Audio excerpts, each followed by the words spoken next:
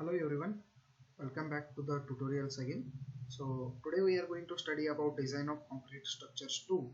So lecture number 6. So we are going to end up with module number 1 today. Anyway, we can see here.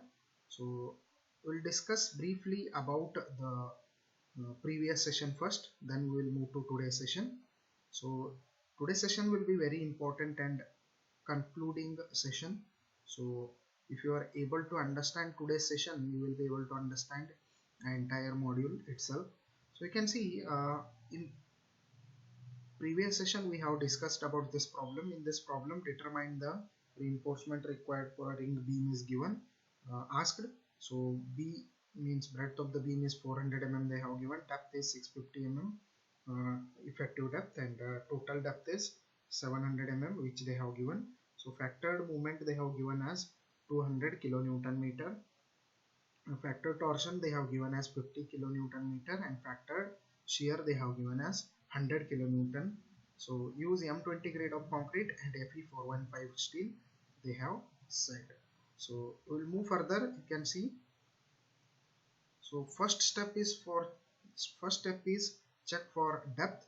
So as per the clause which we have studied previously, that is clause number 41.3.1, that is equivalent shear. So based on this clause, this I have said you in previous sessions, so you can go through it. So according to this, I need to calculate the equivalent shear first. So VE is equal to VU plus 1.6 TU divided by B. So I am calculating this equivalent shear because there is torsion induced. So VU they have given 100, 1.6, 50 divided by 0.4. So 300 kilonewton is the equivalent shear which we have got. So due to this shear, what is the stress induced? That is called as equivalent shear stress.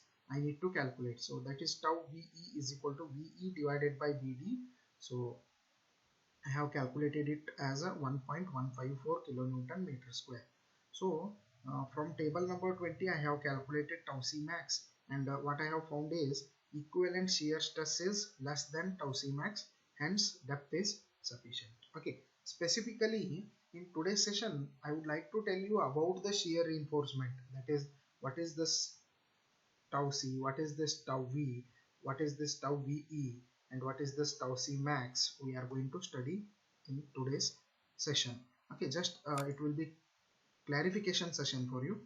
So nominal shear stress is equal to tau V. So whenever there is no torsion, we call this tau V as a nominal shear stress. But whenever there is a torsion, we call this tau V as a tau VE, means equivalent nominal shear stress. So tau V can be calculated by using this particular formula. So that this is tau VE.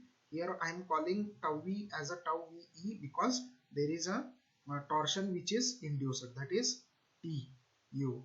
Okay, so here I am going to consider this tau V as tau VE. Remember, I am going to call nominal shear stress as a equivalent shear stress, tau VE. Okay, so what is this tau C? Tau C is permissible nominal shear stress, so which can be found by IS 456. So by using that table, we are going to find this tau C. Okay, so IS 456 table number 19, we are going to find out this tau C, and tau C max can be found by using IS 456 table number 20. So it is given over here. So you can see tau C max can be found by using table number 20 IS 456. So tau C max is maximum nominal shear stress. So this is nothing but permissible shear stress, that is tau C, and tau C max is nothing but maximum shear stress. Okay, so what are the relation between tau C max and tau VE I am going to call in this case. So when tau V is less than tau C and less than tau C max, then in that case what I call is shear stress induced is less than the permissible stress. So no need to provide any additional shear reinforcement, but remember we have to provide the minimum shear reinforcement. So that's what given over here. As the tau V means induced equivalent shear stress is less than permissible and maximum shear stress. That is why the beam is safe in shear and no need to provide any shear reinforcement. So this is a first case. So no need to provide any shear reinforcement. That doesn't mean that we are not going to provide the rings or shear reinforcement. Minimum shear reinforcement we are going to provide, and this is a clause for minimum shear reinforcement. Remember this. Now second case, when tau VE means equivalent shear stress is greater than nominal shear stress, that is tau C. So when tau VE is greater than tau C and less than tau C max, so in that case we are going to calculate the shear reinforcement as we have studied in the previous session. Means we are going to provide two-legged stirrups, and we are going to consider it as a ASV, and we are going to calculate SV, means uh, spacing of shear reinforcement. So this clause we are going to study in today's session. Don't worry about that. Now final clause. Final clause you can see, that is third one. So I will show you here only. So when this tau VE is greater than tau C max, always remember tau VE should not be greater than tau C max. So whenever this tau VE will be greater than tau C max, we need to revise the section. Means here you can see this tau VE is less than tau C max, but in any of the cases, I have considered the case over here. In any of the cases, if tau VE is greater than tau C max, then we need to revise the session. So how we are going to revise the session? We are going to revise this session by increasing the depth. So I hope these are the three shear cases. So I hope you have understood about the shear cases. So let us study about further steps. So here you can see tau VE is less than tau C max, so no need to revise the section. Okay, so now, check if the shear reinforcement is required. So now from table number 19 IS 456 I have calculated tau C. So here tau C is less than tau VE, and tau VE is less than tau C max. So which is the case? So this is the case number 2. So in this case shear reinforcement is required. In first case no need for shear reinforcement, but we have to provide the minimum shear reinforcement. In second case shear reinforcement is required, we are going to calculate the shear reinforcement. In third case the section is unsafe and we need to revise the section. Okay, so you can go through it. So shear reinforcement is required in this case because tau C is less than tau VE and tau VE is less than tau C max. Okay, so now what is shear reinforcement? You can see this is a shear reinforcement ring which we have provided. So whatever the steel which I have provided is a bottom reinforcement. So that is tension reinforcement. Actually these are transverse longitudinal reinforcement only. Sorry, transverse reinforcement means shear reinforcement. So these bottom four dia of bars which you are seeing and top two dia are longitudinal reinforcement. So if I provide them in a bottom, they are called as tension reinforcement, and if we have provided them at the top, those are called as compression reinforcement. So it is depending upon is either the beam is singly reinforced or doubly reinforced. So in case of doubly reinforced, we have to provide the compression reinforcement also by calculating, or else for singly reinforced we have to only provide the tension reinforcement, but minimum 2 bars in compression reinforcement we have to provide for just holding purpose of this rings. So you can see whatever the reinforcement which are provided at the sides are called as side face reinforcement. Okay, I hope you are understanding. So we will move further. Calculation of longitudinal tension reinforcement. So it is very simple. So as per this clause, you can see, as per this clause, longitudinal reinforcement, we have to calculate the longitudinal reinforcement. So ME1 I have calculated, that is MU plus MT. MT is given over here. So I have calculated it like this, and ME1 I have calculated. So uh, based on this ME1, by using SP16, how to calculate the percentage of reinforcement I have shown. But what about that regular method which you have used in DCS1? So that regular method also you can follow, you will get same answer. You should not have to worry about that. So in next problem I am going to follow the regular method, don't worry. So AST I have calculated by using SP16 method. So AST I have calculated by using SP16 method. So AST I have provided as 12 mm, sorry, 225 mm dia bars and 216 mm dia bars. So I have got AST as 1340 mm square. So I have provided as 1383 mm square. So is it more than minimum reinforcement? I have to check. So it is more than minimum reinforcement, and it is more than minimum reinforcement, and it satisfies the condition of minimum reinforcement. Okay, so it should not be more than maximum reinforcement also. So minimum reinforcement, minimum tension reinforcement is given like this. You can see 0.85 Fy divided by 100. So this is a minimum into 100. So this is a minimum tension reinforcement, that is 0.25%. So it is, the provided reinforcement is 0.532. The provided reinforcement is 0.532. So it is more than minimum reinforcement. So maximum reinforcement is 4%. So the provided reinforcement is 0.532. So it is less than the maximum reinforcement also. So it satisfies the condition. Further, you can see longitudinal compression reinforcement. So longitudinal compression reinforcement is provided when numerical value of MT, you can see over here. So MT I need to calculate by using this particular formula. So MT is calculated by using this particular formula. If MT is, you can see, if MT is greater than MU, if MT is greater than MU, means MU value is given value, factored movement. So if MT value is given more than MU value, in that case I need to provide the longitudinal compression reinforcement. So you can see what are longitudinal compression reinforcement. You can see these bottom reinforcements are longitudinal tension reinforcements. These top reinforcements are longitudinal compression reinforcements.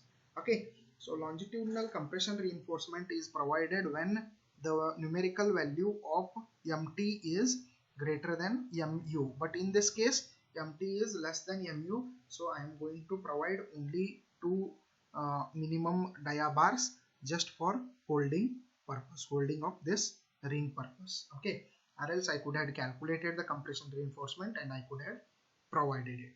Anyway, longitudinal side face reinforcement. So generally longitudinal side face reinforcements are provided when the beam is carrying torsion and the beam depth exceeds 450 mm.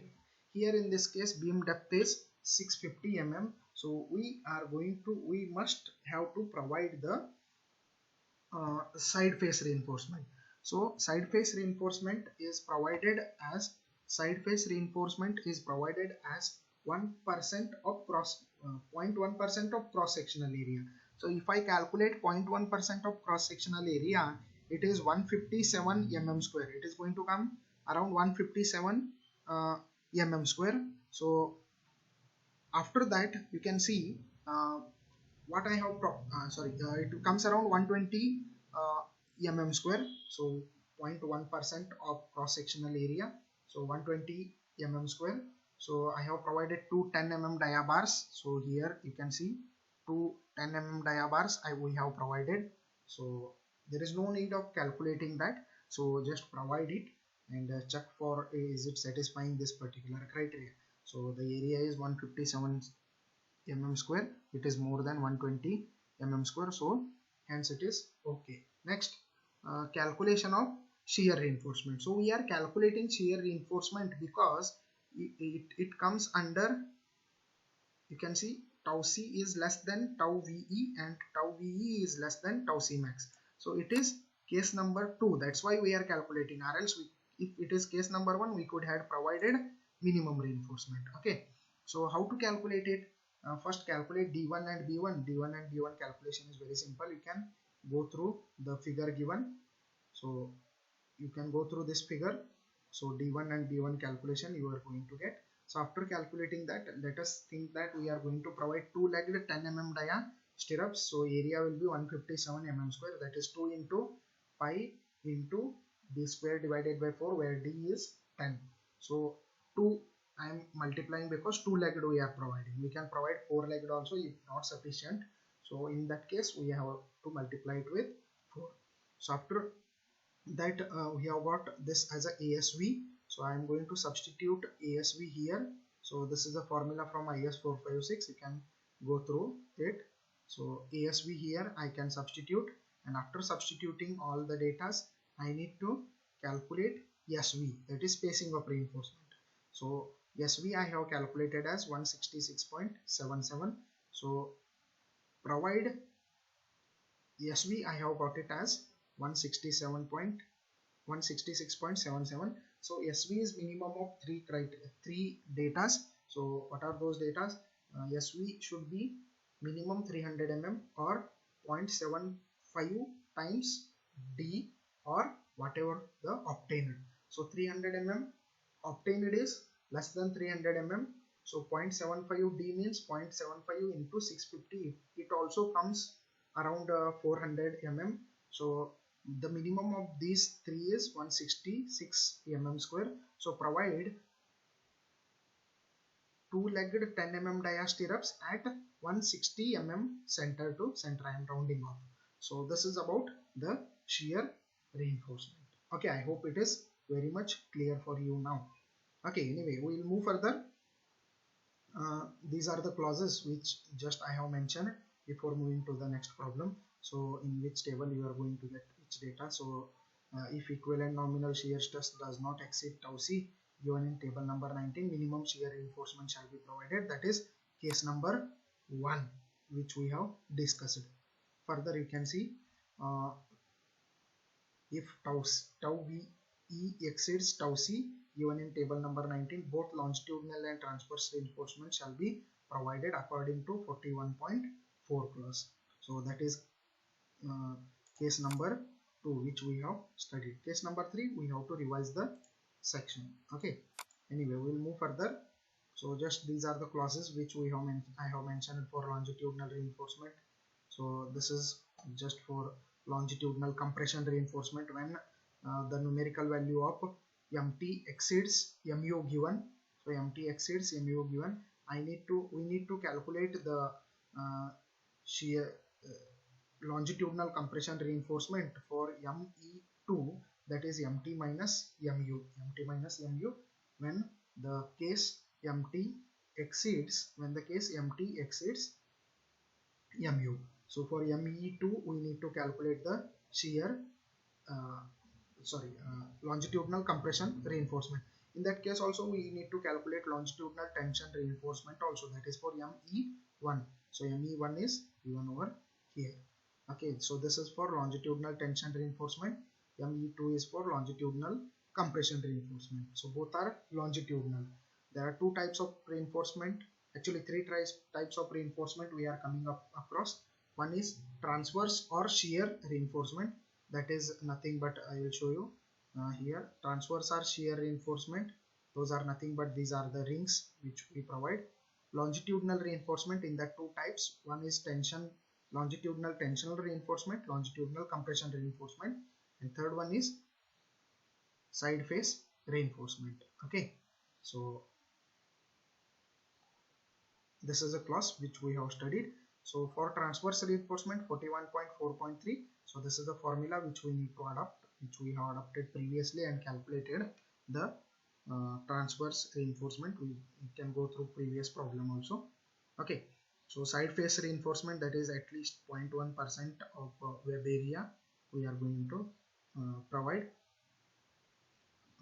Whenever the beam depth exceeds 750 mm, when the beam is not subjected to torsion, but as we are studying the beams which are subjected for torsion, if beam depth exceeds 450 mm, we have to provide the side face reinforcement. So side face reinforcement is also called as torsional reinforcement. Okay, anyway, we will move further. So this is the example number 2. The given data is like this. So you can see B, they have given us breadth of the beam 300 mm, depth 600 mm they have given, total depth 650 mm they have given, VU is equal to 70 kilonewton, MU is equal to 215 and TU is equal to 100 kilonewton meter they have given.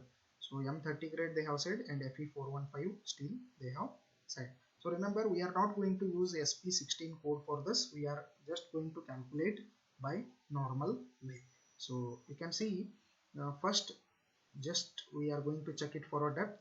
So for that we are going to calculate equivalent shear. So after calculating equivalent shear, we are going to calculate equivalent shear stress. So from table number 20 we are going to find TC max, so that is 3.5. so tau VE is less than 3.5, that is 3.35, hence the depth provided is okay. If tau VE exceeds tau C max, then we need to revise the session, that is case number 3. You can see that is case number 3, we need to revise the section. Okay, so as it is not exceeding, depth of the section is okay for us. Okay, now equivalent moment. So equivalent moment, that is ME1 based on clause number 41.24.2. so equivalent moment I have calculated as ME1. So we are going to check, either we need to provide longitudinal tension reinforcement as well as longitudinal compression reinforcement. Both we have to provide are if we provide longitudinal tension reinforcement, that is bottom reinforcement, is sufficient. So you can see MT is equal to 186.6, we have calculated by using this particular formula, is less than MU, that is 215. So no need to provide the compression reinforcement. If MT was greater than MU, then we could have calculated ME2, that is by using this particular clause, that is ME2, and then we could have calculated area of reinforcement required in top, that is compression reinforcement required. So here MT is less than MU, so no compression reinforcement is required. But anyway, we are going to provide two minimum dia reinforcements just for holding purpose. Okay. Next, step number 3, tension reinforcement. Only 10. Step number 3, tensional longitudinal reinforcement. In longitudinal reinforcement, tensional reinforcement comes and compression reinforcement comes. So compression reinforcement we are not calculating because MT is less than MU. So just we are calculating tensional reinforcement. So XU max divided by D we are going to calculate. So regular procedure I am going to follow. I am not going to follow SP16 procedure, just to make you understand. So if you open page number 70, you are going to get, you can see, if you open page number 70, you are going to get the XU max by D values. So XU max by D values you are going to get in page number 70. Be with me, I am opening it. So you can see for Fe415 steel, XU max by D is 0.48. So limiting depth of neutral axis I am calculating. So XU max by D is 0.48. So by using the annexure G, you can see by using the annexure G, I am going to calculate the reinforcement. So XU max by D I have calculated. So after that I am going to use this particular formula to calculate the further thing. So you can see MU limit I am going to calculate. So MU limit is a limiting value of moment, that is 447, which is greater than MU, and hence the beam is under reinforced. So we should make sure that beam is under reinforced. So after that by using clause 1.1.G, annexure G 1.1.B, so annexure G 1.1.B, so we are going to use this particular formula and we are going to substitute all the values over here. So I am going to calculate a area of steel. So mu I have substituted 0.87, Fy is 415 which I am having, AST is the thing which I need to find out, small d we are having 1 minus AST we are going to find out into Fy divided by BD into FCK. So in same way we have substituted and we have calculated area of steel, that is 2237 mm square of area of steel is required, that is provide 5 number of 25 mm dia bars. It is very simple. Whenever you need to design a beam by a normal way, by using 456 method, if you are not using SP16 method, you can go through annexure G in IS 456. You will get all the procedure in here. Okay, so I have calculated area of steel like this. Next, side face reinforcement, that is 0.1% of web area. So 0.1% I have provided like this, so we can go through it. We have discussed it in previous session also. Next, transverse reinforcement, B1 and D1 we have calculated, and based on the formula which is given. So this is the formula which we are having. So for transverse reinforcement we need to follow this formula which is given in clause number 41.4.3. You can go through it. So initially I have assumed that I am providing 2-legged 12 mm dia stirrups. Based on that I am going to get ASB, that is 2 into pi d square, that is 12 square divided by 4. So I am going to get ASB. Based on that I am going to find out shear spacing of shear reinforcement, that is SV. So SV I have calculated based on that. So SV I have got it as 85 mm. So SV is minimum of 3 criteria, that is 300 mm, 0.75 times D and obtained one. So 300 mm 0.75 D will be more than 85. So I am going to provide 2-legged 12 mm dia stirrups at rounding off the values to lower one. So at 80 mm center to center. Okay, so this is about the shear reinforcement. After all this you need to draw the diagram like this. So you can see you need to draw the diagram. So these are the longitudinal tension reinforcement, these are the longitudinal compression reinforcement. Just I have provided minimum dia for supporting purpose. So these are side face reinforcement. This ring is nothing but shear reinforcement or transverse reinforcement, what we call.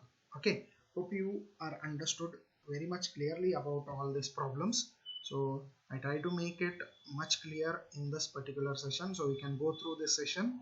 So if you are having any doubts you can approach me.